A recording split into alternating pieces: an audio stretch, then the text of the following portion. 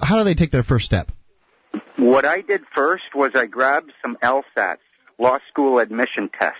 Mm-hmm. I realized I was dealing with a different language, a different way of thinking, so I immediately started to train my brain for better word comprehension, logical analysis, and analytical reasoning. Do some of those until you can actually see how these people think and the words that they use click together, and then just start deconstructing the acts. Pick up an act, grab a dictionary, grab a Black's Law dictionary, and compare these words, and you will soon start to see, you'll start to differentiate between shadows and light, essentially. And a lot of what they've done, they've created what appears to be a brick wall, and they say it's law. But then you go walk up and just touch it, and you see, this is canvas painted to look like brick, you idiots. What's on the other side? Now, real quick, Robert.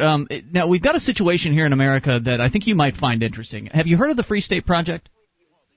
Yes, I believe, where all the free thinkers go to one state and take it over. Well, we're not taking anything over. We're just coming in to hopefully influence people in a pro-freedom, pro-liberty direction. But that is basically what's going on. And one of the people here in the state, a few of the people have been arrested during acts of civil disobedience. Recently, our friend Russell Canning was arrested for not having a driver's license. He was pulled over for having a light out. They checked him, and of course he didn't have his license, so they arrested him for it. Now, what I want to check with you is what he's done is, and I think it's brilliant, is he just doesn't sign any of the paperwork. He doesn't participate in their system at all. And so, they want him to sign bail. He won't sign that. They want him to sign the ticket. He's not going to sign that either. How do you feel about that approach? I mean, once you're in their custody, once they have the handcuffs around you, do you feel like that's a good approach, is to just not sign the stuff they put in front of you? If you're following your spirit, it would be a good one. I don't know that I would do that because I have a fee schedule filed, and I would just say, fine, you want me to do this? I'm going to provide you with services. I'm doing it under protest and duress. You're activating my fee schedule. And then we're entering into contract, and they're going to have to pay me, so I'll provide them with whatever services they want. They want to throw me in jail, I'm going to earn $2,000 an hour. Now, this fee schedule that you're referring to, have you been paid under it at this point? No, not yet, but I've never had to use it. As soon as, they run. I've never had to try. Okay. I'm in a position where I could, but, a lot of it is misunderstanding. These people are trying. This is a growth process, and I think it's important for us to be patient with them as well.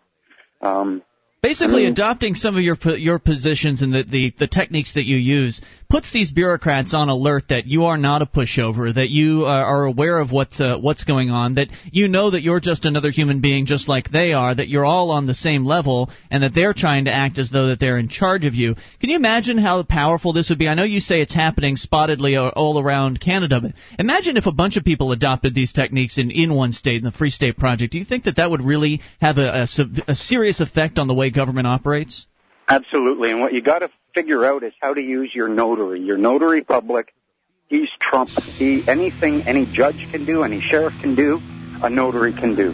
And that's how I've been using my notary publics to establish facts prior to creating a position of adjudication. And there's more about that. We're out of time. Robert, great having you on the show. Okay. There's more about that on your website at thinkfree.ca. And, of course, if you missed any of this interview, we'll have it up in its entirety tonight on the website at freetalklive.com. Robert, have a great night, and thanks for staying on longer for us. More on the way with Free Talk Live.